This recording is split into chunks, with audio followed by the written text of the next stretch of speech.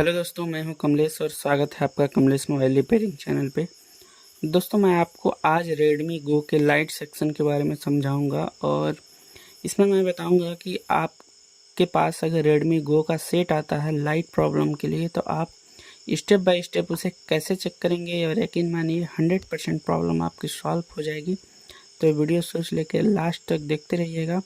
यदि इनकेस आपके पास light problem का फॉल्ट आया तो आप ज़रूर सॉल्व कर पाइएगा। चलिए, मैं सबसे पहले आपको रेडमी गो के लाइट सेक्शन का थोड़ा सा चार्ट समझा देता हूँ, क्योंकि दोस्तों सारा वेस्टबैंड चार्ट का ही होता है। तो चलिए, ज़्यादा समय वेस्ट ना करते हुए शुरू करते हैं। दोस्तों, जैसा कि आप सामने देख पा रहे हैं, ये हमारी बैकलाइट की आईसी है और जिसके ज़रिए हमारे डिस्प्ले में लाइट आता है।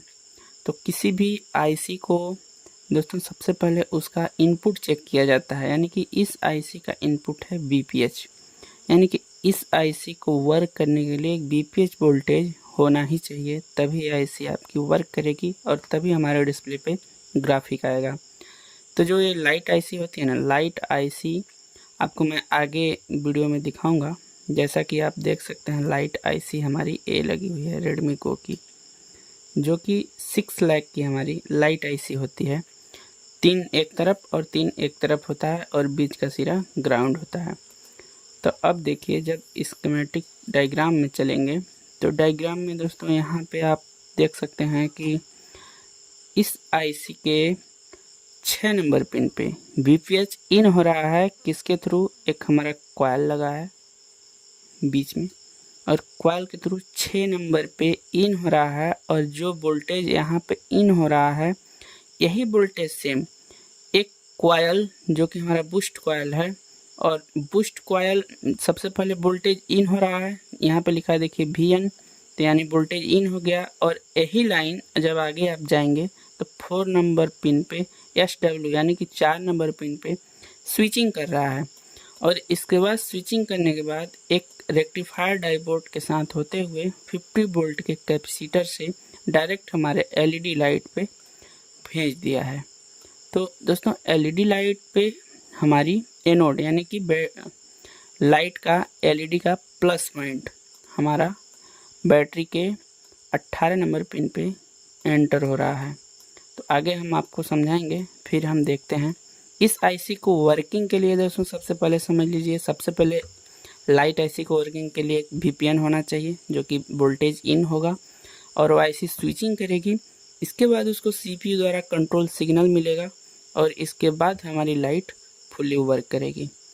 तो अब दोस्तों, इसके हमारे 5 नंबर पिन पे कंट्रोल सिग्नल, जिसे हम PWM, CABCA और EN बोलते हैं, यानी कि इनेबल सिग्नल, जो कि एक रजिस्टर के थ्रू होके हमारे CPU से डायरेक्ट आ रहा है। यहाँ पे साफ साफ दिख रहा है आपको। अब दोस्तों, इसके बाद चलते हैं, इसका 1 और 2 नंबर पिन ग्राउंड होता है, लेकिन 1 नंबर की जो पिन होती है, 1 नंबर के पिन फीडबैक की लाइन होती है और एक 0 ओम एक ग्राउंड रजिस्टर के साथ होते हुए हमारी कैथोड की लाइन बनती है। अब दोस्तों चलते हैं इस पे हम बोर्नियो के लाइट सॉल्यूशन पे। तो मैं इस बोर्नियो के लाइट सॉल्यूशन में आपको पूरा फुल डिटेल दूंगा कि अगर रेडमी गो में लाइट की प्रॉब्लम आए तो आप सबसे पहले कहाँ चेक करेंगे। तो दोस्तों देखिए, आपको सबसे पहले इसके 16 नंबर, यानी कि इधर से पिन गिना जाता है ऊपर से डिस्प्ले लाइट का, तो यहाँ आपको 16 नंबर पिन पे सबसे पहले रीडिंग लेना है कि रीडिंग आ रहा है कि नहीं आ रहा है। और अगर रीडिंग आ रहा है तो ठीक है, आपकी सप्लाई आईसी तक सही है। इसके बाद 18, 19 और 20 नंबर पिन की भी रीडिंग ले लेनी है, क्योंकि लाइट वर्क करने के लिए हमारा CABCA, PWM और EN सिग्नल एक ही होता है। कैथोड और एनोड ये अलग होता है।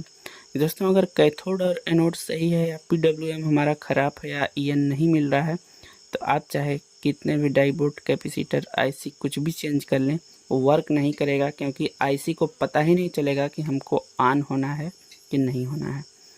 तो ये तो क्लियर हो गई कि आपको सबसे पहले रीडिंग ले लेना है। अब दोस्तों आगे चलते हैं।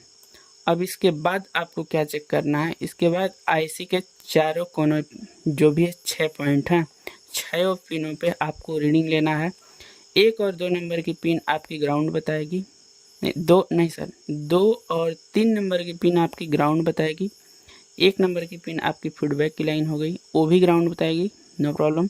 हमको 4, 5, 6 तीनों पे आप डायरेक्टली रीडिंग ले सकते हैं कि रीडिंग आ रहा है कि नहीं।